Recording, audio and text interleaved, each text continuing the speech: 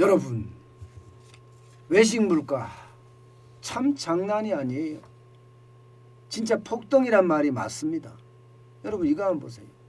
12월 외식 물가 상승률이 플러스 4.8%입니다. 12월에 소비자 물가 상승률이 이게 3.5%로 줄어들었잖아요. 그런데 외식 물가는 4.8%니까 이것은 초인플레이션이에요. 초인플레이션이라니까요. 일반적으로 물가 목표 하면 2%잖아요. 2%에 2배도 넘으니까 이것은 초인플레이션이라고 이야기할 수밖에 없습니다. 그만큼 물가가 폭등하고 있다는 이야기예요. 사실 소비자 물가만 이야기하고 소비자 물가가 전국에 품목이 한 460개 정도 품목을 조사를 해서 가중평균을 하거든요. 근데 그게 3.5% 12월에 나왔는데 외식 물가는 140개 정도를 가지고 합니다.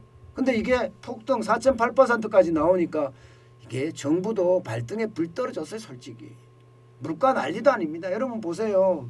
2011년이에요. 이때 9월에 4.8% 올라간 적이 있습니다. 2011년이면 지금으로부터 몇 년 전에 13년 만에 최고치인가요? 12년 만에 최고치인가요? 2012, 13, 14, 15, 16, 17, 18, 19, 20, 21, 21 11년 만에 최고치네요. 11년 만에 최고치. 그러니까 물가가 지금 엄청나게 올라가고 있다는 거잖아요. 이게 그동안 외식 물가는 비교적 잘 잡아왔어요. 박근혜 대통령도 그 이전에 이명박 대통령도 물가는 진짜 잘 잡아왔어요. 그러기 때문에 살기가 서민들 생활이 좀 편했다 이렇게 이야기할 수가 있는 겁니다.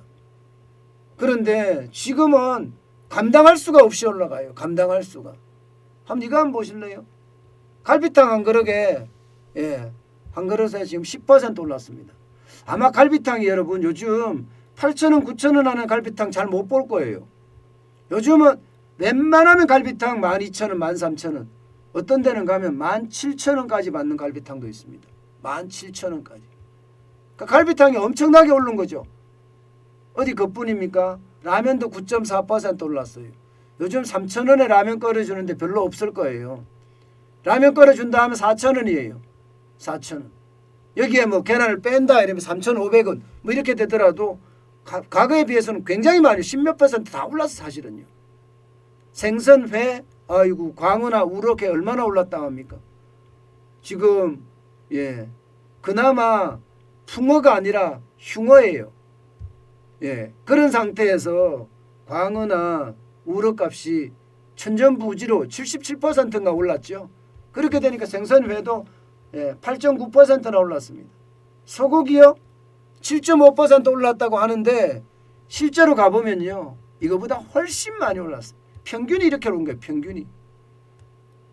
김밥도 6.6%가 오르고요. 심지어 여러분 구내식당 있잖아요. 거기도 4.7%가 올랐습니다.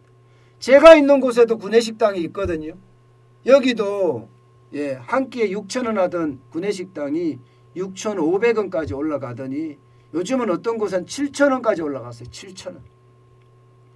7,000원까지 올라갈 정도면 이게 심각하다는 이야기예요. 심각하다는 이야기예요. 말이 7,000원이지 밥 한 끼 먹는데 7,000원이죠. 일반적으로 구내식당에서 먹으면 4,500원, 5,000원 이랬거든요. 근데 7,000원이면 물가가 폭등했다고 이야기할 수가 있겠죠. 그만큼 10,000원으로도 먹을 게 없다 이렇게 이야기할 정도로 물가는 많이 올랐습니다. 문제는 여러분 소비자 물가도 덩달아 오른다는 거예요. 소비자 물가도.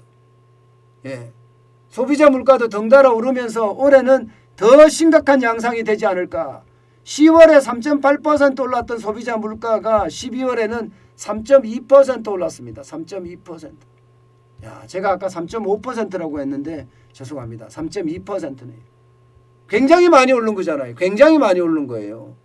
그러니까 그야말로 폭등이라고 이야기할 만큼 지금 소비자 물가가 오르고 있습니다. 그러니 여러분 이거 한번 보세요. 이거 한번 보세요.